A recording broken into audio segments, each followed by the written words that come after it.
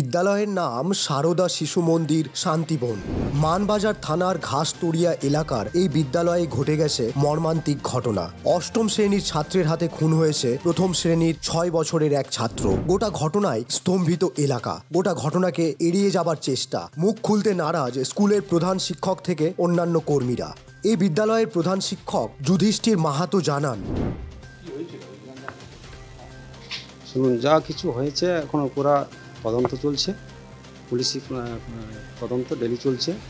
এখন ওনাদের হাতে সমস্ত কিছু আছে, কারণ আমরা কিছু বলতে পারি। পুলিশের কাছে খবর নিয়ে নেবেন। ঘটনাটা কি হয়েছিল? ছেলেটা কি কিরকম আচরণ করতো যে অভিযুক্ত? আমরা এখন ওইটা মানে পুলিশি তদন্তে চলছে। পুলিশের ওখানে পুলিশে না ওখানে পাঠিয়ে বাইরে বাঁধে গেল, সেখানে মেরে দিল, আপনি কি জানেন? আপনি কি যা হয়েছে তো ওনাদের হাতে দিয়ে আসাও, যা বলা হয়েছে। ছেলেটার মধ্যে কি ছিল? কি ধরনের আচরণ করছিল? কোন ছেলেটা? ওটা হোস্টেলের যারা আছেন তারা বলতে পারবেন। হোস্টেল আচরণটা আমি না, আমি তো থাকি না, আমি তো আসি ডিউটি করে চলে যাই। না না, ও নতুন ভর্তি হয়েছে, আমার ওকে চিনিও না। ওই 22 তারিখ ভর্তি হয়েছে। 22 তারিখ মানে 22শে জানুয়ারি। আচ্ছা, তার মধ্যে এই ঘটনা ঘটালো? না, 30 মানে এক সপ্তাহের মধ্যে হ্যাঁ, মানে বান্ধবানের ছিল। বান্ধবানের ওইটা রেজিস্টার দেখতে হবে। তো ওটা ওই হোস্টেলের যারা দায়িত্বে আছেন তারাই বুঝেন, আমি ডিউটি করে চলে যাই। আপনি কি দেখলেন? কোথায় কি দেখবেন?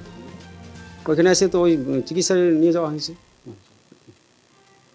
এখন কি ওই আমি বলছি যে সমস্ত বিষয়টা আছে প্রশাসনের ইয়াতে, ওনারা সমস্ত কিছু তদন্ত করছেন ডেলি। হ্যাঁ, যা ওনাদের আছে সেটাই। গত 22শে জানুয়ারি অভিযুক্ত ছাত্র এই স্কুলে ভর্তি হয়েছিল। তারপর 30শে জানুয়ারি মঙ্গলবার এই ঘটনা ঘটায়। তদন্তে নেমে পুলিশ জানতে পেরেছে যে বিদ্যালয়ের ছাত্র মারা গেলে স্কুল ছুটি পাওয়া যায়, তাই পাথর দিয়ে থেঁতলে 6 বছরের প্রথম শ্রেণীর ছাত্রকে খুন করে বসে অভিযুক্ত ছাত্র। বর্তমানে অভিযুক্ত ছাত্রকে হুগলির একটি হোমে পাঠানো হয়েছে। ওই দিন চকলেট খাওয়ানোর লোভ দেখিয়ে পুকুর পাড়ে নিয়ে গিয়ে এক প্রথম শ্রেণীর পড়ুয়াকে থেঁতলে খুন করেছে অষ্টম শ্রেণীর ওই পড়ুয়া। ঘটনাকে কেন্দ্র করে ব্যাপক চাঞ্চল্য সৃষ্টি হয়েছে। পুরুলিয়ার মানবাজার থানার ঘাসতড়িয়া সারদা শিশু মন্দির শান্তিবনের অষ্টম শ্রেণীর ওই পড়ুয়া খুনটি করে। গত মঙ্গলবার স্কুল লাগোয়া একটি পুকুর থেকে শিশুটির দেহ উদ্ধার হলেও তাকে যে খুন করা হয়েছে তা ময়না তদন্ত রিপোর্ট আসার পর নিশ্চিত হয় পুলিশ। তদন্তে নেমে অষ্টম শ্রেণীর ওই পড়ুয়াকে জিজ্ঞাসাবাদ শুরু করলে সে খুনের কথা স্বীকার করেছে বলে জানা গেছে। আপাতত ওই পড়ুয়াকে জুভেনাইল কোর্টের নির্দেশ মতো হুগলির একটি হোমে রাখা হয়েছে। খুনের কারণ প্রসঙ্গে উঠে এসেছে চাঞ্চল্যকর তথ্য।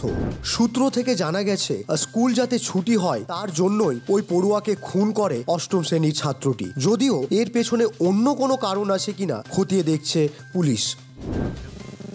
এখানে যেমন ছেলেরা পড়াশোনা করে সেরকম 7 দিন তো এসেছিল। ওটা সেটা আমি বলতে পারবো না। মানে একদম স্বাভাবিকভাবে থাকতো, যেমন সব ছেলেরা থাকে সেরকম থাকতো।